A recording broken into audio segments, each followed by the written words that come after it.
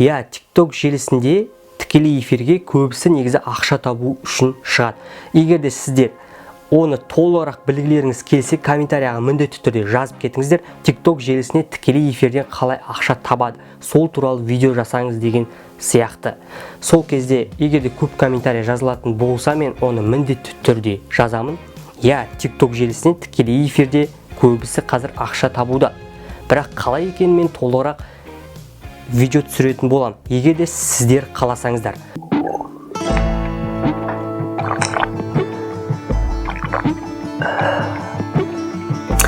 Сәлем достым, кереметтей нұр арнасына қош келдің. Бүгін біз саған TikTok желісінен тікелей эфирге қалай шығатынын көрсететін боламыз.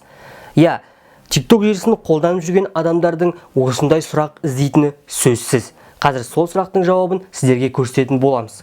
Ол жауапқа тоқталмастан бұрын бір шартын айта кетейін. TikTok желісіне прямой эфирға шығу деңгейіне жету үшін сіздің оқырмандар саныңыз, подписчик сандарыңыз 1000-нан жоғары болуы керек. Сол кезде TikTok желісі сізге тікелей эфирге шығуға рұқсатын береді. Егер де сіз 1000-ға жетпесеңіз, сізге тікелей эфирге сөйлесуге сізбен біздің әлі ерте. Ал егер де сіздің подписчик пен оқырмандар саныңыз 1000-нан жоғары болса, онда тікелей эфирге қалай шығу керектігін көрсетейік. Достым, тікелей эфирге шығу үшін қазір бізде TikTokқа кірейік. TikTok желімізге кіргеннен кейін, міне қараңыздар, менің подписчигім 1000-нан асады.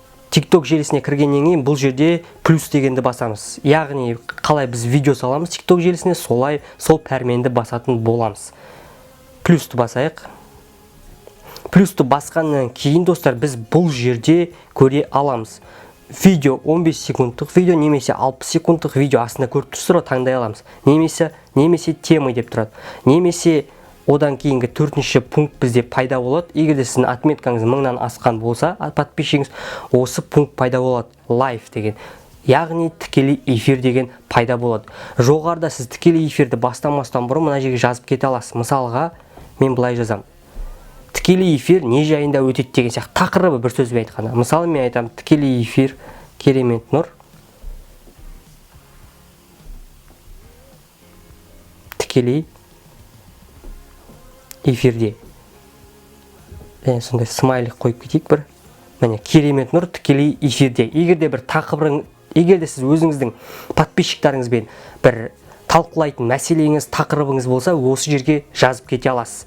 Және де бұл жерде ең бірінші провернуть деген, ол экранды артқа немесе алдыға селфи экран ретінде немесе артқы экран ретінде қолдана аласыз. Екіншісі эффект дегеніміз, біз жаңағы біздің тікелей эфирге эффект қоса аламыз. Көзімізді дәу қылдыра аламыз. Немесе өзіміздің мына бет пішінімізді өзгерте аламыз.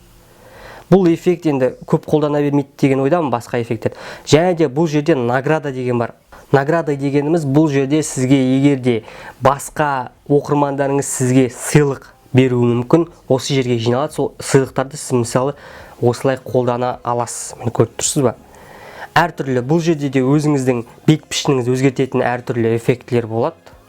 Бұл эффектлерді алып тастайық.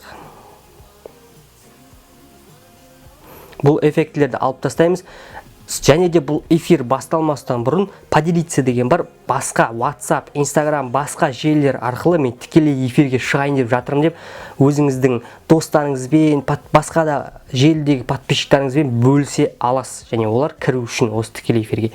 Және тікелей эфирді бәрін дайындап алғаннан кейін, нақты мәселе талқылайсыз ба, соның барлығын дайындап алғаннан кейін, енді сіз начать эфир дегенді басасыз. Бұл жерде уже тікелей эфир сізде басталады. Міне қазір мен бастым. Және 1, 2, 3, 0-ге шейін санайды. Міне достар, енді біз тура қазір сіздермен тікелей эфирде отырық.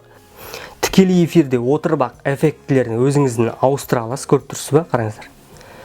Әртүрлі эффектке қоя аласыз. Тікелей эфирде отырып Тікелей эфирде мына жерде мынаны қосып алып переключить камеру артқы камераға ауыстыра аласыз. Немесе зеркальный режим деген басқа жағынан қарайды. Мына жақ 180 градусқа ауысады. Және де тікелей эфирде отырып жаңағындай тағы да поделиться деген кнопкасы бар. Немесе тікелей эфирді тоқтатып қоя аласыз. Енді достар, тікелей эфирді аяқтау үшін біз мына жерде төменде тікелей эфирді аяқтау дегенді пәрменді басатын боламыз. Міне астында көріп тұрсыздар ма? Және бұл жерде сізде анықтау, растау ретінде сізден сұрайды, тікелей эфирді сіз расында аяқтайсыз ба деген. Сіз жерде подтвердить дегенді басасыз.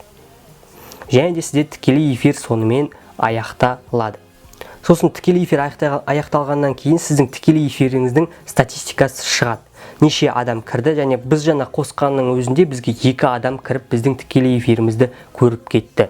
Жарайды, енді тікелей эфир сіздерге түсінікті болды деген ойдамын. X-ті басып, және өзіміздің бастапқы интерфейсімізге оралатын боламыз.